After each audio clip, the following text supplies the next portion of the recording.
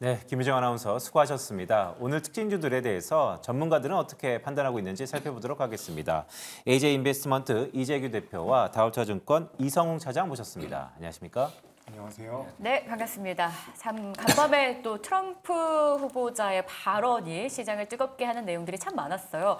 참 여러 분야에 대한 언급을 하다 보니까 교수님은 이 중에서 어떤 게 가장 눈에 띄었나 저는 이게 궁금하더라고요. 네, 트럼프의 어법에 우리는 좀 더 익숙해질 필요가 있는 시기인데요. 네. 트럼프의 여러 가지 발언 중에 제 개인적으로 좀 귀추가 주목됐던 것은 금리에 대한 언급이었습니다. 자, 미국이 9월 달에 기준금리 인하에 대한 가능성이 매우 높아졌죠. CME 선물 시장에서의 동결에 대한 확률조차도 없어진 걸 보면 9월 달에 금리 인하하는 겁니다. 하지만 당선 가능성이 높은 트럼프 후보가 11월 이전에 금리를 인하하는 것에 대해서 적절치 않다라는 멘트를 쏟아지고 있는 것 또한 연준한테는 상당히 부담스러운 국면인데요. 이런 것들이 전반적으로 금리라는 것은 유동성의 프락시, 대리 변수이잖아요. 아무래도 미국뿐만 아니고 국내 증시에도 직간접적으로 영향이 있을 것 같다는 생각이 들고 있습니다.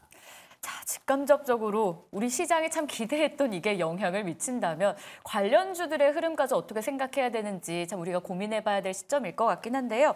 국내장 일단 오늘도 숨고르기를 나타내고 있습니다. 미국 증시가 또 사상 최고치를 경신한 가운데 달라도 너무 다른 국내 증시 이야기를 풀어나가봐야 될 것 같은데요. 자, 이성우 차장님 오늘 오전장 흐름 어떻게 보셨는지 일단 다우가 사상 최고치였잖아요. 네. 빅테크 위주로 돌아가는 시장은 아니었다라는 걸 알 수가 있는데 국내장도 힌트를 한번 얻어볼 수 있을까요? 우선 미국 증시 같은 경우에 주도주 간의 어떤 순환매 장세가 좀 이루어지는 그런 과정으로 보고 있는데 뭐 주도주 간의 순환매라고 한다면 우선 증시의 급락보다는 우상향 쪽에서의 계단식 상향이 좀 나오는 그런 구간이고 우리나라 같은 경우에도 지금 아직까지도 이제 섹터 쪽으로 봤을 때도 그 한정적인 섹터에 좀 수급이 몰리고 있긴 하지만 지금 현재 이 트럼프 대통령에 대한 그 관련 또 최근 그 전보다도 약간 테마 쪽에서의 종목들에 대한 매수세가 좀 많이 몰려주고 있어서 미국 증시의 어떤 주도주 쪽에서의 키맞추기 장세는 지금 좀 시장에서는 나오지는 좀 않고 있는 그런 상황이고요.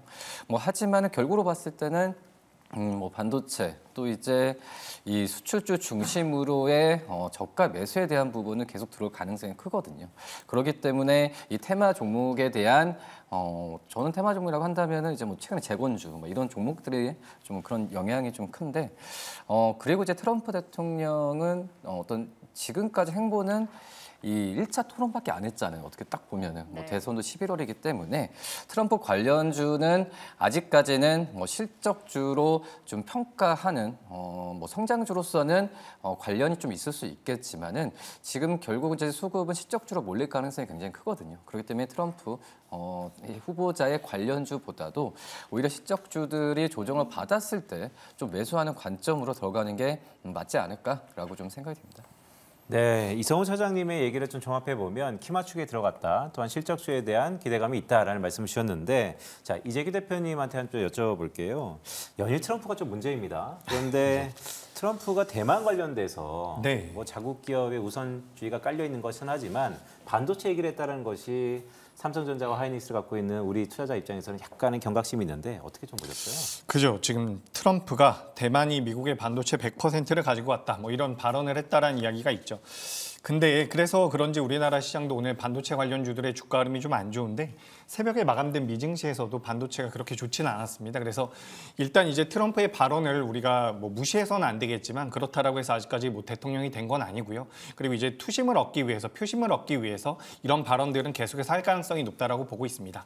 다만 우리나라 삼성전자나 SK하이닉스가 전 세계에서 가장 잘하고 있는 분야가 분명히 있기 때문에 저는 관련되어 있는 내용들 같은 경우는 결국에는 실적적인 부분에서 충분히 커버가 가능하다라고 생각을 하고 있고 현재 이제 삼성전자와 SK하이닉스가 어느 정도 조정을 받고 있지만 하반기가 되면 될수록 뭐 D램이라든지 낸드 플래시, 레거시 쪽에서의 모멘텀이 계속해서 붙을 가능성 그리고 HBM 쪽에 대한 모멘텀까지 계속해서 이어진다라고 한다면 지금 삼성전자와 SK하이닉스는 추가적인 상승 가능성이 있다라는 말씀을 드리고 싶습니다.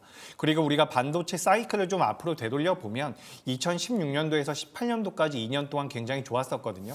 당시에 삼성전자가 100% 넘게 올라갔고요. SK하이닉스 같은 경우는 200% 넘게 올라갔었던 전력이 있습니다. 하지만 이제 작년부터 올해까지 이런 시세가 나오면서 지금 SK하이닉스는 200% 정도 올라왔다라고 수치가 나오고 있지만 삼성전자 같은 경우 또 50% 정도밖에 안 나왔거든요. 그렇기 때문에 어떻게 보면 이 AI 쪽이 붙는다라고 한다면 과거에 그냥 반도체 사이클에서 추가적인 모멘텀까지 붙는 거기 때문에 추가 상승의 가능성도 분명히 있다라는 말씀을 드리고 싶습니다. 그래서 삼성전자와 SK하이닉스가 사실 조정을 좀 받는 것 같긴 하지만 종합주가지수를 계속해서 지지해주고 있는 게 이 두 종목이라고 보시는 게 좋을 것 같고요. SK하이닉스 같은 경우 오늘 조금 낙폭이 나오고 있는데 25일 날 실적이 나오겠죠. 이 실적에 대한 관망세가 좀 이어지는 것 같고 만약에 실적이 시장에서 예상하고 있었던 부분을 상회한다라고 한다면 저는 그때부터 SK하이닉스 같은 경우는 또 한 번 랠리가 나올 가능성이 높다라고 보고 있습니다. 그래서 전반적인 산업의 현황을 우리가 고려해 봤을 때 트럼프의 발언을 우리가 무시하고 웃어 넘길 건 아니겠지만 그래도 기업들이 우상향을 추가적으로 할 가능성이 높다라는 의견 드리도록 하겠습니다. 네, 이재규 대표의 말씀을 쭉 종합해 보면 트럼프의 당선 가능성이 높긴 하지만 아직 대통령이 된 건 아니다. 또한 7월 25일 SK하이닉스의 실적을 앞두고 좀 더 주목해 보자라는 말씀을 주셨습니다. 자, 오늘 여러 가지 제가 모두에 말씀드렸던 것처럼 대외적인 이런 이벤트들이 혼재되어 있는데요. 먼저 이성우 차장한테 그럼 자, 오늘 우리가 이런 혼재된 혼탁한 이런 시장에서 어떻게 바로미터를 좀 받아가야 될지 전략 한마디를 좀 듣고 싶습니다. 제가 앞서서 좀 말씀드렸듯이 네. 제 테마주는 아닌 것 같고요. 테마에 대한 부분에 있어서 좀 화요일, 월요일 정도에 트럼프 관련 종목들이 좀 상승세를 보여주었는데 이 그 초심으로 들어갈 것 같아요. 어차피 봤을 때는 여러 이제 어떻게 보면 정책주잖아요. 정책주에 대한 부분에 있어서 너무 접근하는 그런 전략보다도 좀 느긋하게 시장을 좀 지켜보면서 오히려 뭐 반도체 또 이제 뭐 조선 이런 종목들이 조정을 받으면은 이 수출주에 대한 매수 관점을 좀 유지하는 게 맞지 않을까라고 좀 생각이 되고 있어서 뭐 단기 트레이딩 관점, 뭐 시장이 지금은 좀 빠르게 등락폭을 가져가고 있어서 단기 트레이딩에 대한 관심이 높은데 단기 트레이딩에 대한 어떤 특별한 어떤 기술이나 이런 부분을 가지고 있지 않으면은 제가 봤을 때는 그럼 편하게 종목들의 실적 시즌 대비해서 뭐 저가 매수에 대한 관점을 유지하는 게 맞지 않을까라고 생각됩니다. 단기 트레이딩을 할 수 있다면야 참 좋은 시장이겠지만 그런 기술을 보유하지 않았다라고 한다면 또 실적 시즌이 본격화될 거기 때문에 조정받은 실적주 중심에 관심이 유효하다. 이성웅 차장의 의견이었습니다. 자, 이재규 대표는 그럼 어떤 전략을 오늘 저희에게 제시했을까요? 하방 경직도 기대되고요. 단기 하락주의 반등도 기대된다라고 해주셨습니다. 단기 하락주 어떤 게 있을까요? 예, 단기적으로 좀 하락한 기업들은 아무래도 화장품이 있지 않을까 이렇게 좀 말씀을 드리고 싶습니다. 오늘 뭐 VT가 굉장히 좋은 모습을 보이고 있고요. 오랜만에 이제 실리콘투도 어느 정도 반등을 하고 있는데 그동안 좀 낙폭이 크게 나왔던 종목들이 단기적인 반등에 들어가지 않았나라고 생각이 되면서 전반적인 시장 자체는 하방 경직을 보일 가능성이 높다라는 말씀을 드리고 싶습니다. 그리고 이제 트럼프가 지난 주말에 피격을 당하면서 이번 주 월요일, 화요일 날 우리나라 시장에서 특이한 변동성들이 좀 있었죠. 우크라이나 재건주도 있었고요. 가상화폐 관련주들도 있었고 변동성을 키우고 있는 종목들이 있는데 그중에서 이제 추세적으로 업황이 개선되고 있는 종목군들도 있거든요. 건설 같은 경우는 지금 업황 자체도 우리가 개선이 되고 있기 때문에 저는 관심이 계속해서 필요하다라고 생각을 하고 있습니다. 그래서 잠깐만 보여드려 보자면 그동안 시장에서 부각되지 못했었던 GS 건설 같은 경우도 주가 흐름이 굉장히 좋죠. 지금 GS 건설 같은 경우도 우리가 건설 업황에 대한 개선 가능성이 있는 거죠. 그러니까 우크라이나 재건과 관련되어 있는 종목군들은 규모가 좀 작은 경우가 있는데 그 우크라이나 재건은 주가 상승에 대한 모멘텀이 될 가능성이 높고 건설 쪽에 대해서 우리가 종목군들을 좀 본다라고 한다면 지금 GS 건설도 주가 변동성이 잘 나오고 있고요. 건설 기계 쪽에서 이제 HD 현대 인프라코어 같은 경우도 오랜만에 반등이 나오고 있고요. 그리고 건자재 쪽 같은 경우는 KCG 같은 경우도 계속해서 우상향을 만들어내고 있거든요. 그래서 우리가 지난 2분기까지 좋았었던 주가 흐름을 보였었던 기업들 말고도 이제 7월 달부터는 건설 쪽이라든지 뭐 트럼프 모멘텀도 붙은 부분이 있겠지만 그동안 부각되지 않았었던 종목군들에 대한 관심도 필요하다라고 보고 있습니다.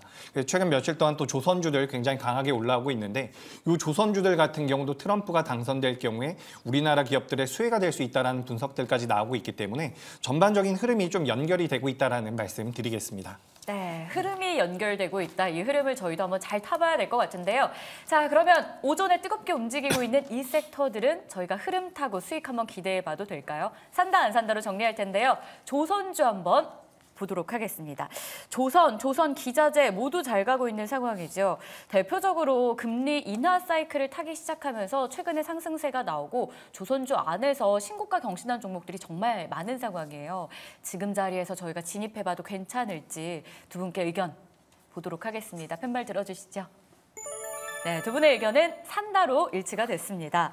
사신다고 할 것 같긴 했는데요. 이성우 차장님, 조선주 안에 신고가 경신한 종목이 너무 많아서 좀 따라 붙어야 되는지 그 경신한 종목들을요. 아니면 그 안에서도 좀 옥석 가리기를 해서 빠진 종목 중심으로 가야 되는지 어쨌든 저희는 수익을 좀 봐야 되잖아요. 하반기를 본다면 어느 쪽이 더 유효할까요?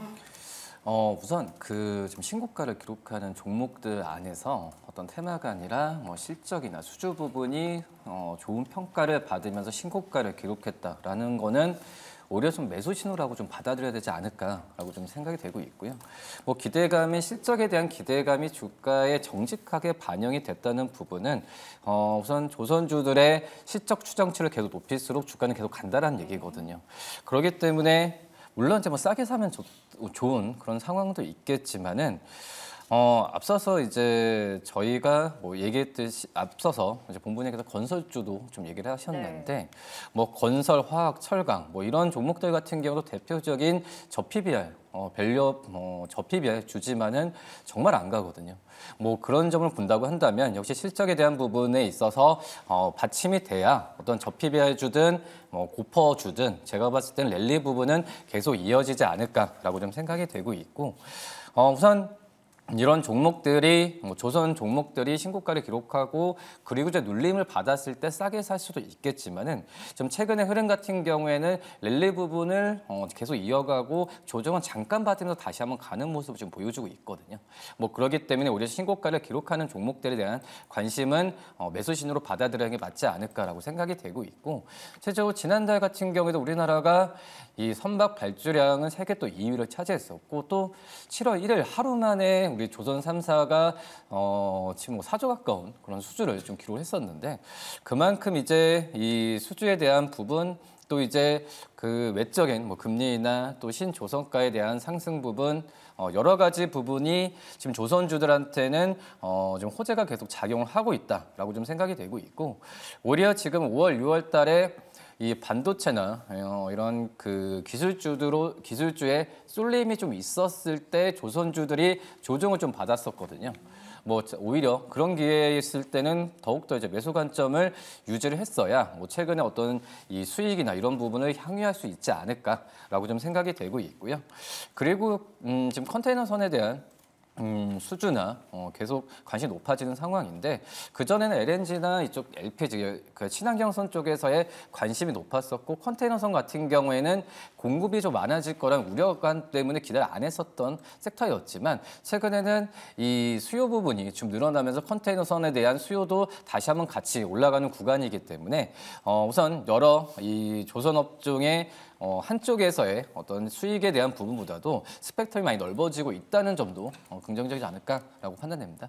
네, 실적에 대한 기대감이 있다라는 말씀을 주셨는데, 자 이재규 대표님, 제 발틱 지수 보니까 어쨌든 운임 지수가 선행 지표이지 않습니까? 발틱 지수가 좀 횡보 구간에 진입한 것 같기도 한데, 자 이렇다면 기대감이 높은 우리 조선 3사를 글쎄요, 만약 긍정적으로 보는데 약간 불안감도 있지 않을까라는 생각이 드는데 어떻게 생각하세요? 네, 일단 발틱 해운 지수 같은 경우는 이제 해운주와 좀 더 관련이 있어가지고 우리가 이 조선주들을 볼 때는 신조선가나 건조선가를 많이 보죠. 그렇기 때문에 지금 이제 관련이 되어 있는 부분들이 있지만 미국에서 만약에 중국을 규제한다라고 한다면 컨테이너선에 대한 발주가 늘어날 가능성이 높다라는 분석이 나오고 있습니다. 그렇게 된다라고 한다면 우리나라 기업들이 수혜를 받을 가능성이 굉장히 높다라는 부분이고요. 작년부터 올해까지 우리나라 기업들이 잘하고 있는 게 아까 전에 이제 이성훈 차장님께서도 말씀을 하신 이 친환경 선박에 대한 수혜인데 실제로 이제 노후화된 선박들이 바다에는 많이 돌아다니고 있다라고 이야기가 되고 있습니다. 만든 지 20년, 30년 된 기업들 같은 선박들 같은 경우는 이제 교체 수요가 계속해서 작될 가능성이 높기 때문에 그 교체되는 선박들 같은 경우는 대체적으로 이제 우리나라에서 그 수주를 많이 받아내고 있다라는 부분이죠. 그렇게 된다라고 한다면 우리나라 조선주들 같은 경우는 주가가 추가적인 상승의 가능성이 굉장히 높습니다. 그러니까 우리가 작년에도 조선주들의 실적이 좋을 거라는 분석이 많았거든요. 하지만 주가 흐름이 탄력적으로 충격적이지 못했던 것은 우리가 이 실적적인 부분이 어떻게 잡히느냐, 언제 잡히느냐 이 부분이 우리가 확실치가 않았었던 부분들이 있는데 지금 수주 잔고가 그런 것들을 감안한다라고 하더라도 굉장히 가파르게 올라오고 있어요. 작년에 나왔었던 연간 매출보다도 지금 수주 잔고가 3배씩 잡히고 있는 상황이기 때문에 우리나라 조선주들 같은 경우는 추가 상승의 가능성이 굉장히 높다라고 보고 있습니다. 물론 이런 조선주들을 우리가 테마성을 가지고 굉장히 빠르게 트레이딩 관점으로 접근하는 것은 어렵겠지만 지금 제가 화면에 잠깐 삼성중공업을 잠깐 띄워보도록 하겠습니다. 이 기업이 지금 삼성중공업이란 기업의 월봉이거든요. 월봉인데 차트를 보시면 월봉이 나오는데 안 나오면 제가 말씀으로 드릴게요. 월봉인데 지금 삼성중공업이 이런 형태에 놓여 있습니다. 그러니까 주가가 좀 사이클을 타는 습성이 있고 개인 투자자분들이 선호하는 종목군은 아닌데 매매를 한다라고 한다면 꾸준히 우상향을 할 가능성이 굉장히 높다라는 거죠. 그리고 우리가 이제 주가를 따져볼 때는 실적적인 부분에 대해서도 고민을 많이 하는데 지금 조선주들이 실적을 피크를 찍었느냐라고 한다면 아직까지 한참 남았다라고 생각을 하고 있거든요. 내년 말이 될지 후내년 말이 될지 계속해서 실적은 개선될 가능성이 높기 때문에 물론 주가가 선반영되는 부분이 있기는 하지만 굉장히 탄력적으로 공격적으로 주가가 올라온 것은 아니기 때문에 전 지금부터 상승의 여력이 꽤나 남아있다라고 보고 있습니다. 저는 조선주는 좀 긍정적인 의견 드리겠습니다. 조선주 일단 실적 기대감도 있고요. 수주에 대한 기대감까지 더해집니다. 앞으로 올라갈 가능성이 굉장히 높다라는 게 두 분의 종합적인 의견이었어요. 특히 이재구 대표는 삼성중공업 오늘 눈에 띈 게 외국인 투자자들이 보통은 매매 1위를 삼성전자 많이 하잖아요. 근데 오늘 이 삼성중공업을 가장 많이 매수하고 있더라고요. 이것도 참 눈에 띄는 대목이었는데 이 종목에 대한 매력도 높다라는 걸 저희가 한번 참고해 보도록 하겠습니다. 자, 이어서 다음 섹터 한번 볼게요. 화장품주입니다. 6월까지 굉장히 좋았죠. 근데 그 이후에 좀 조정을 받는 모습이 나타나서 화장품 섹터 어떻게 해야 되나 고민이 깊은데 오늘은 또 VT, 삐아, 스킨앤스킨 등을 중심으로 강세가 나오고 있습니다. 하반기 성수기에 대한 기대감 시작된 거다라고 봐도 괜찮을까요? 뱃말 들어주시죠. 바꾸셨어요. 이재규 대표님은 안 산다. 그리고 이성우 차장님은 사겠다라고 의견을 주셨는데요. 산다의 의견 쪽부터 한번 가볼까요? 고점에서 조정을 받았는데 만약에 하반기에 성수기가 워낙 많이 나와서 달려준다면 더 달리기 전에 지금 좀 잡아볼 만한 그런 종목이 있을지 궁금한데. 우선 화장품 주들 같은 경우도 대표적인 이제 수출주이기 때문에 상반기에 그 주가가 좀 잘 갔었던 모멘텀이 더욱더 강해지면 강해졌지 줄어들지 않았던 지금 현재 상황이라고 볼 수 있겠고요. 그리고 최근에 더 중요한 부분이 그 전에 이제 상반기 때와 작년 연말쯤에 주가가 갔었던 이유가 이 중소형 어떤 브랜드, 인디 브랜드를 중심으로 한 이 미국과 유럽 쪽에서의 그 판매에 대한 부분에 있어서 가장 좀 주가를 좀 올렸던 상황이었는데, 근데 최근 같은 경우에는 이 중국 쪽에서의 비중이 높은 LG생활건강, 아모레퍼시픽에 대한 어떤 외국인 쪽에서의 관심도 좀 높거든요. 그런 점을 본다고 한다면 오히려 상반기 때의 화장품, 좀 인디 브랜드 쪽에서의 기업들에 쏠렸던 부분이 이제는 대형주 그리고 항상 마진을 잘 유지를 하고 있는 OEM, ODM 종목들까지도 지금 관심을 갖고 있는 상황이라고 볼 수 있거든요. 그런 걸 봤을 때 잠깐 어떤 쉬어간 그런 구간에서는 오히려 지금 현재 구간이 좀 매수 관점으로 접근하는 게 맞지 않을까라고 좀 생각이 되고 있고, 그 전에 이제 화장품주들은 거의 이제 10년 만에 어떤 호황기를 이제 맞이하고 있죠. 이제 10년 전에 중국 쪽에서의 어떤 프리미엄 제품을 중심으로 한 프리미엄 제품을 중심으로 한 수요도 커서 화장품주들이 큰 폭의 상승세를 보인 이후에 또 코로나를 겪으면서 직격탄을 맞았었죠. 근데 이제 코로나 쪽을 겪으면서 화장품주들의 숙제가 하나 늘었던 게 중국 의존도를 이제는 버려야 된다라는 부분에 있어서 중국 비중이 많았었던 어떤 아모레퍼시픽, LG생활건강은 주가가 정말 안 좋았었지만은 인디 브랜드 중심으로 수급이 좀 몰렸었는데, 근데 지금 LG생활건강도 그렇고 아모레퍼시픽도 그렇고 중국 쪽에서의 오프라인 매장보다도 이 다른 해외 국가 쪽에서의 온라인 쪽에서의 입점에 대한 부분에 있어서 더욱더 지금 그 사활을 좀 걸고 있는 그런 부분이라고 좀 생각이 되고 있거든요.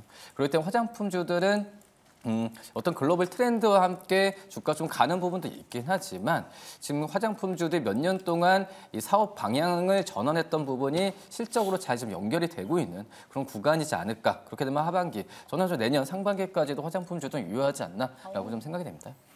네, 이성훈 차장님의 말씀 중에서 뇌리에 좀 들어오는 게 한 10년 만에 다시 한번 기회를 잡았다. 우리 K-뷰티 화장품에 대해서 말씀 주셨는데 자, 이재규 대표한테는 이렇게 좀 여쭤볼게요. 이성훈 차장 말씀을 쭉 들으셨을 테니까 탈중국, 즉 화장품 국내 글쎄요, 기업들이 이제 환골 탈퇴했다라는 얘기도 있고 지난 상반기에 계속해서 우리가 증권방송에서 화장품이 좋습니다, 화장품이 좋습니다 얘기했는데 네. 지난 한 두 달 동안은 뭐 2보 전진을 위한 일부 후퇴가 끝났다. 이런 긍정적인 시각들이 많거든요. 네. 그럼에도 불구하고 우리가 약간 부정적으로 봐야 돼? 아니면 약간 보수적으로 봐야 될 이유가 있을까요?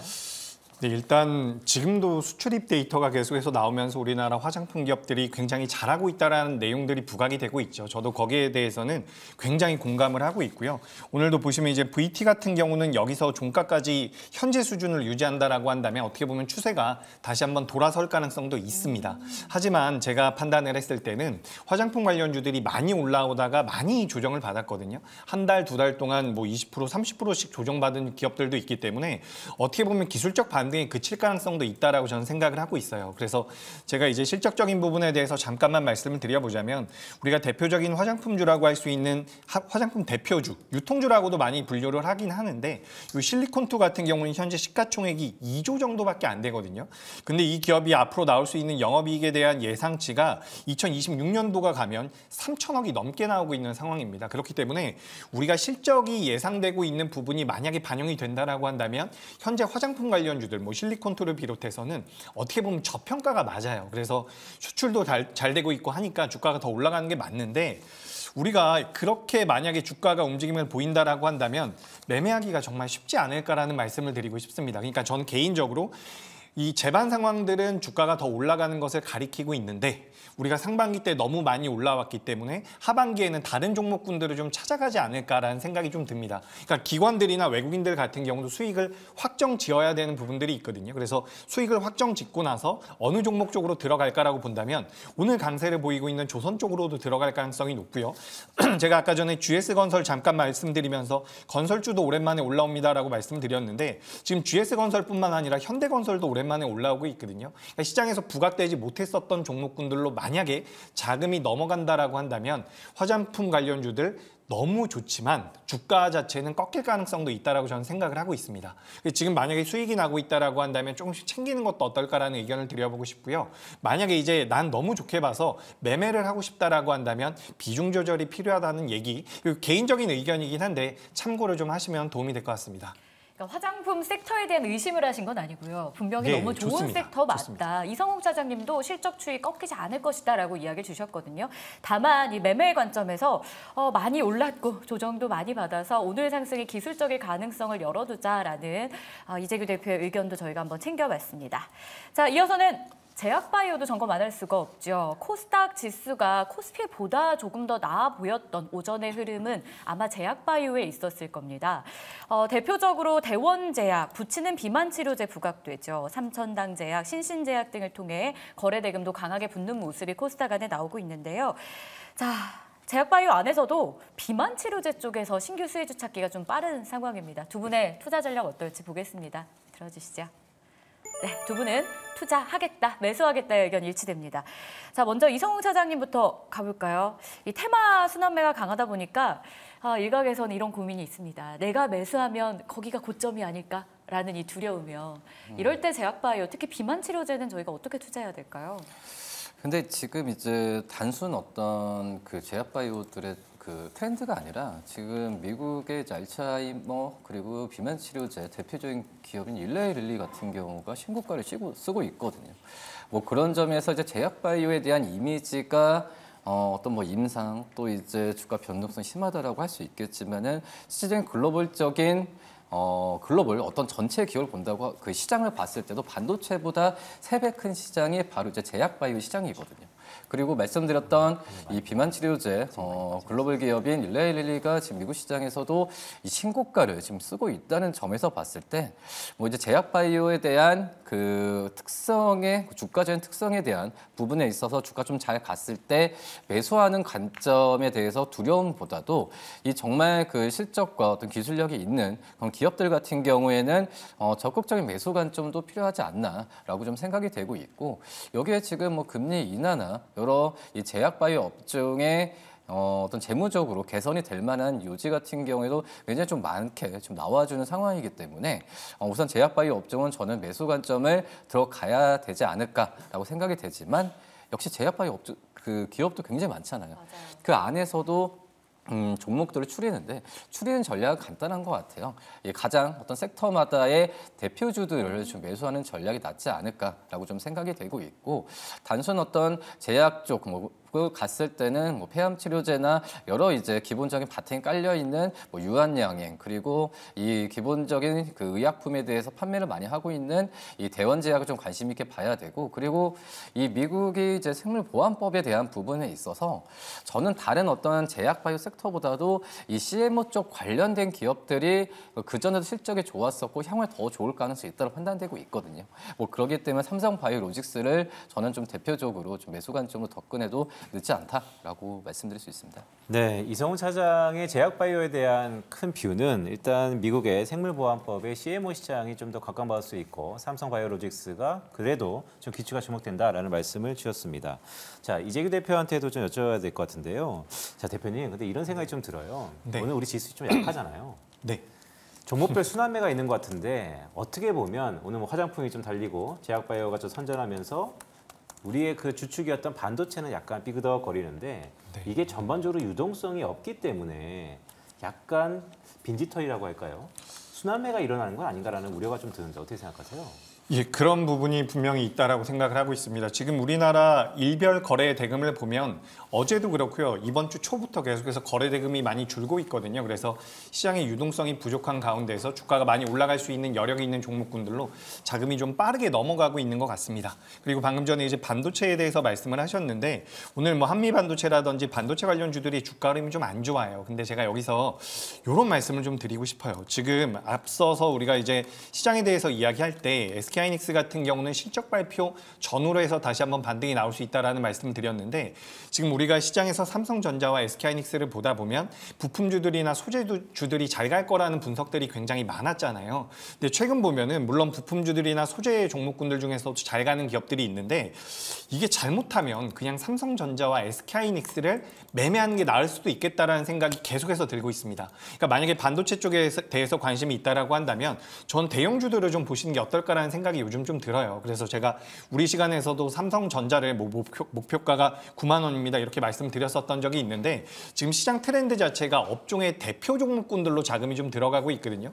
가만 보시면 우리가 현대차와 기아 같은 경우도 완성차 업체인데 주가 흐름이 굉장히 좋죠. 근데 현대차와 기아가 잘 가고 있음에도 불구하고 부품주들은 주가 흐름이 좋지가 못했거든요.